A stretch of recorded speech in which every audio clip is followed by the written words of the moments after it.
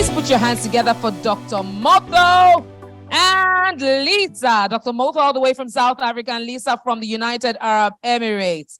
Thank you. Now, what does the theme 2023, what is UR3 2023 theme? What does it mean to you? Dealing, healing, winning. What does it mean to you in today's complex world? I'll take you first, Dr. Motho. What does dealing, healing, and winning mean to you? You know, I'm quite old, Steph. I sort of looked at the panelists and I'm thinking, well, there is a reason I'm here. And it's a wonderful, wonderful, wonderful topic. Let me tell you, I live on oxygen. I live on inspiration, and topics like this just force you to remember why you're put on this earth. I work on purpose a lot, and a lot of people don't understand, because what a topic like dealing, healing, and winning for me in January, it basically just reminds me about purpose. That's actually my word. It reminds me about purpose. Yeah. Because otherwise you just become too comfortable and you don't do anything. I'll get to it later, but that's what it means for me. Thank you, Dr. Motho. Thank you. Lisa, what does this subject mean to you? The theme, dealing, healing, and winning. What comes to mind for you? Hi, well, Steph, when you mention of these three elements, for me, it's actually the three elements that actually complement the whole being of life itself. These are the three elements that actually complete the human aspect in us human beings, if I may put it that way. That's how I actually understood it as well. In talking from personal experience, definitely, yeah. That's what makes us survivors in who we are. Thank you. Thank you so much, Lisa.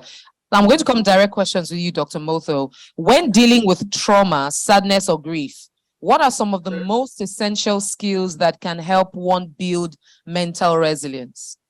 Okay.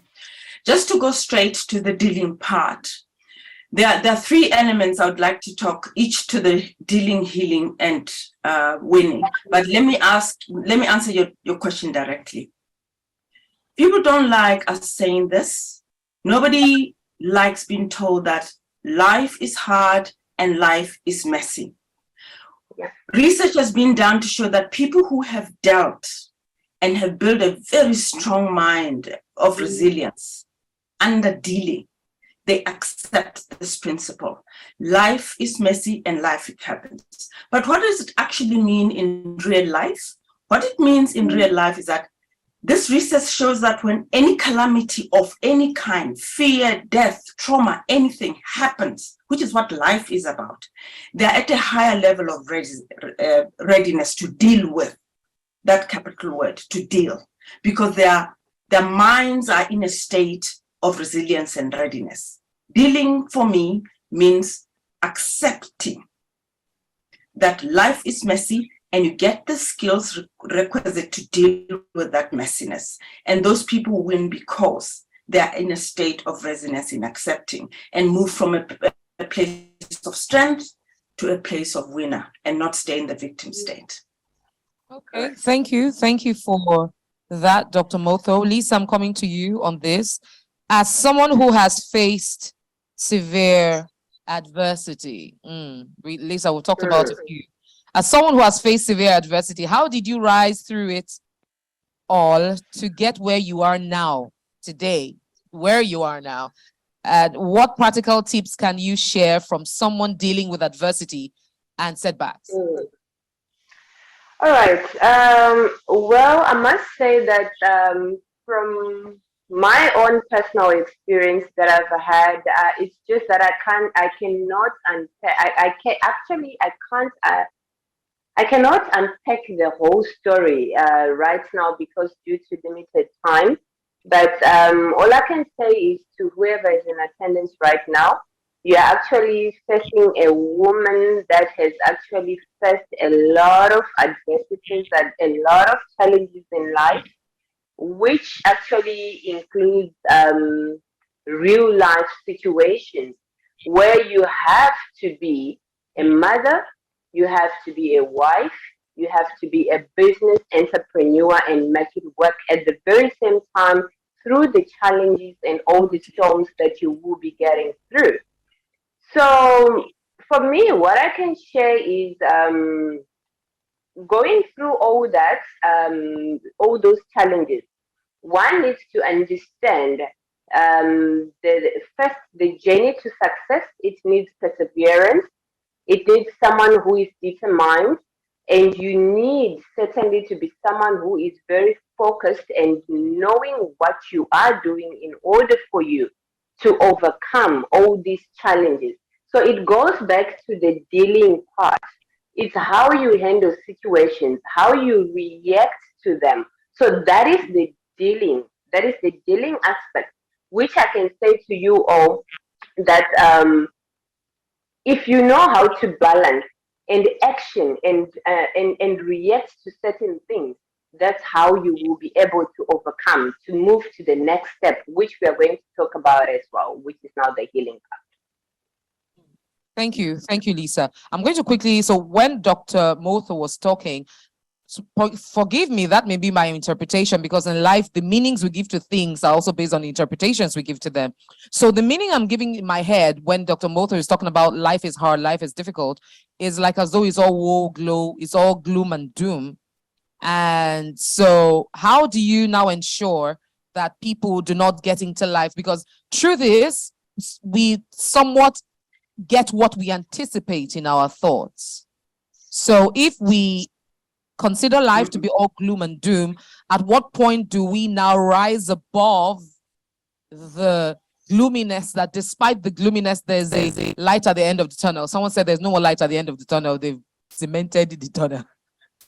Are you asking me to come in? Yes. So I'm just asking, how do you now Yes. differentiate? Yes. So yes, I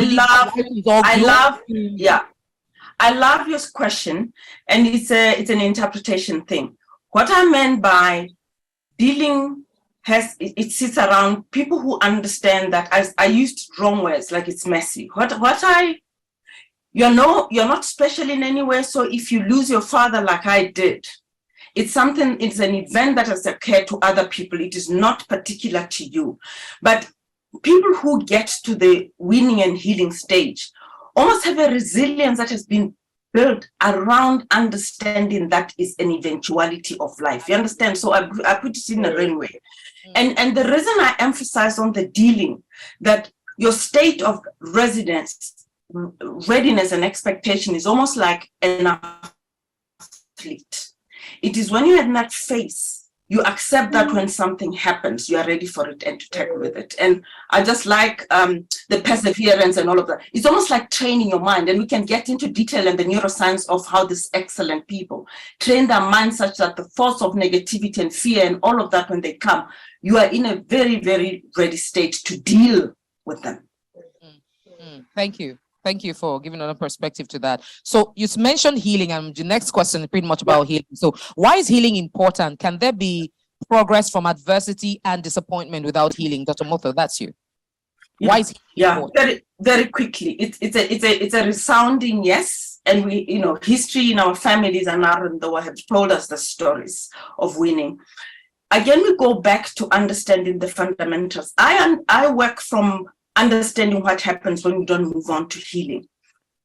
Negative thoughts, you take charge of the power of your mind and use it. And understand that negative thoughts that are held on to, at the neurochemical level, they release chemical hormones that destroy us. And it is this exercise of healing that we need to understand that. Check yourself. What are you paying attention to? What are you giving glory to? What are you holding to? Every morning when you wake up, what are you looking at? What painful thoughts are you giving power to? Because believe you me, your very first thing in the morning when you wake up and it's negative, it becomes your wiring neurochemically, and your body simply responds to that. And on another unit, we move on to disease. It's a whole chain that ends up being a disease state, your body that is. Your mind is a powerhouse. be very careful what you give thought to and what you give power to. Thank you, Dr. Moto. I hope our minds. I mean, I'm feeling your energy. Banky, leave me alone. I'm feeling it from here. Yeah, and we're good. Thank you so much, Dr. Moto. That's profound. Lisa, Yes. yours now. What are some of the lessons that can be learned from emotional healing? Lisa, that's you. Yes. So some of the lessons that that can be learned from my emotional healing that I can actually impart to others is you need firstly to accept your pain. So this actually goes back to the dealings which we spoke about.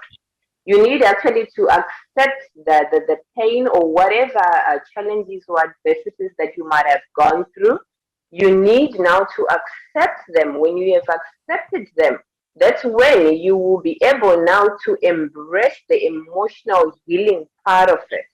To say that, you know what, this has happened and this is it, and now I'm forging ahead, I'm moving ahead, I'm moving forward, I'm not looking backward.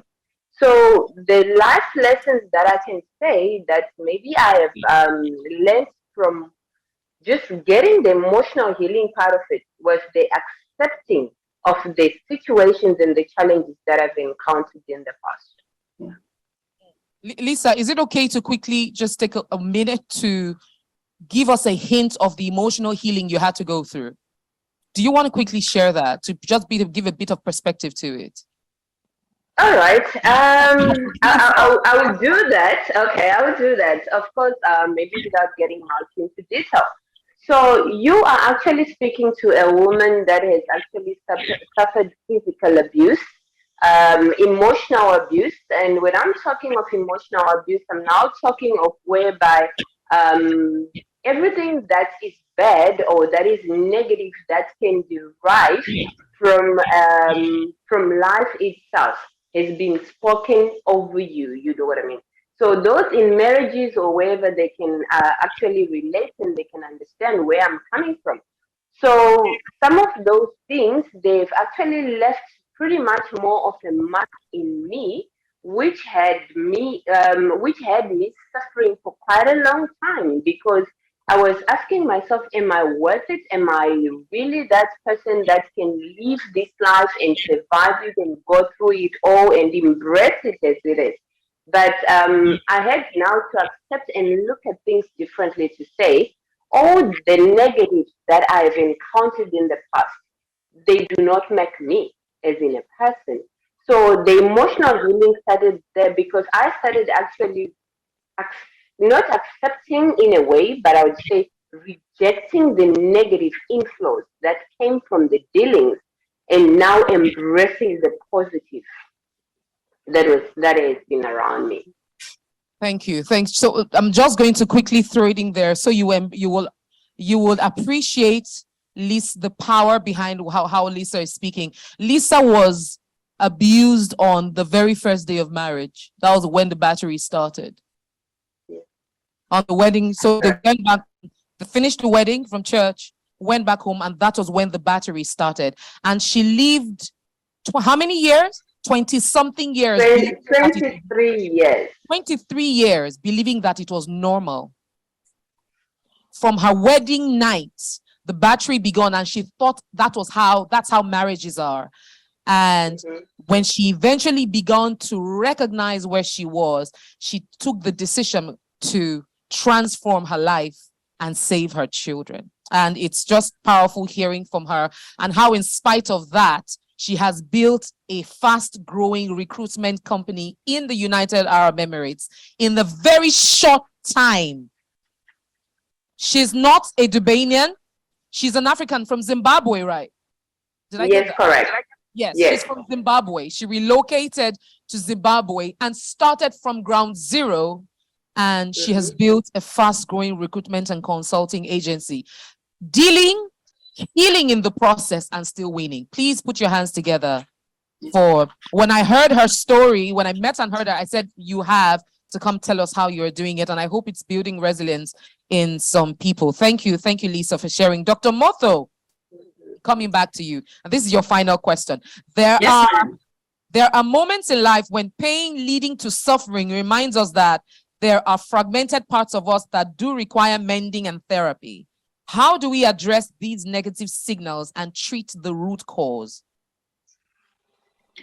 Thank you, ma'am. It's I think the thriving and winning part comes from dealing with the healing very, very well. I think I just wanted to link a word called gratitude into that final stage, which is what I employ and I deploy every morning. You might have had the most traumatic experience, healing, grief, loss, all of them. But what are you still grateful for? Almost as a ritual every morning. Because when you start saying, yes, I lost a child in an accident, but I still have 2 more, thank you, God. The last bit of it is you have to understand that it is work, it's ritual. It's good. I'm sure Lisa will probably speak to this more. It's ritual, it becomes who you are. Asking the question, is this what I'm doing going to help me? Is this what I'm going to do is going to destroy me? Those are the 2 questions you have to create it for yourself. And the question always is, everything you do, will it help this or will it undermine your vision? And maybe the trauma, which was my last statement, had a purpose to it. Wow. Trauma has purpose. Wow. Thank you. Thank you so much, Dr. Motho. So in wrapping up, Lisa, so I'm bringing this question to you. We say here as it hurts, right? As we wrap up, what words of hope can you give to someone who is struggling with their mental health in a way that is now affecting their work? That's a very deep one because I've walked through that path. So words that I can, of course, I would like to say that I believe we are all Christians on this platform, with all respect to other religions as well. I would say that if one believes in God, and there's nothing that they cannot surpass, no matter what. So speaking from a faith perspective and belief perspective, that is one anchor which I encourage everybody else that is going through all these traumas and pain that we experience in this life, to say that faith and hope actually works in one. And if one anchors that and believe in God, they will surpass that.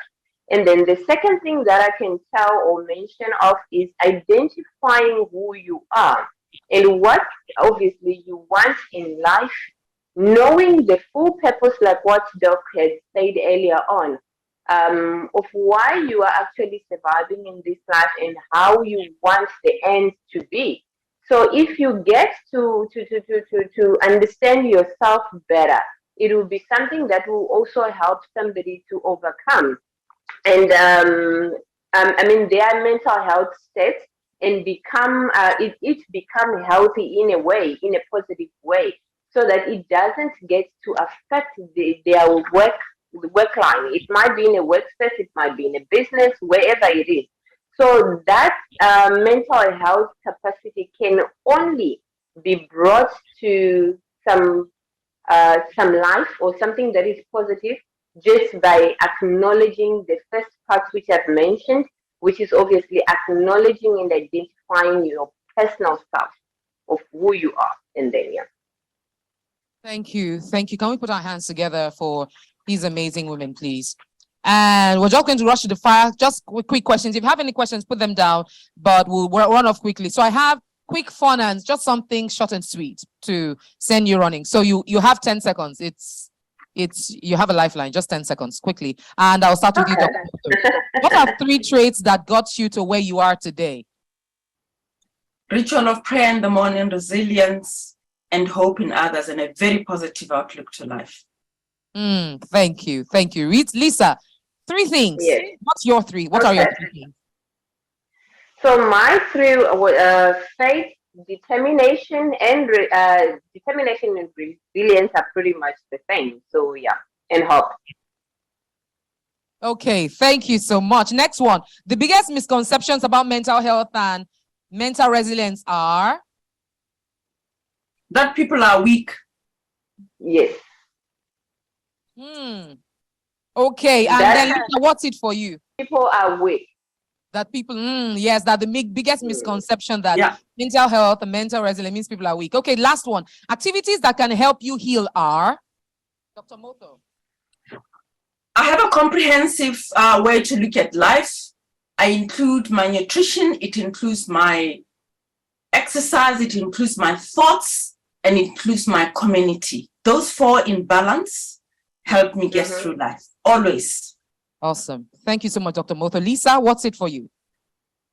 For me, it's also the mental and physical health part of it, doing your daily exercises and all that it helps you, and learning to speak of your pain or your traumas, sharing as well, communicating with the people around you, the community. It really helps because you never know the person you're speaking next to possibly is the person that is going to bring a solution to whatever you're looking for. Wow, ladies and UR3 2023, please put your hands together for Lisa all the way from the UAE and Dr. Motho from South Africa. It's been a pleasure listening to you. Thank you so much for being a part of this edition. If you have questions, keep your questions. We'll communicate to you somehow, but we really are running back on time. But thank you, Lisa. So this brings us to the end of this particular fire chat. Do you have any final words you want to tell us, Lisa?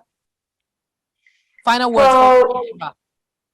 Okay, my final words for everyone that is listening right now is in whatever you're doing in this life, do not give up. Believe in yourself and know that it is doable. If someone has done it before, so can you. There's nothing that can stop you to achieve what you want to achieve in this life.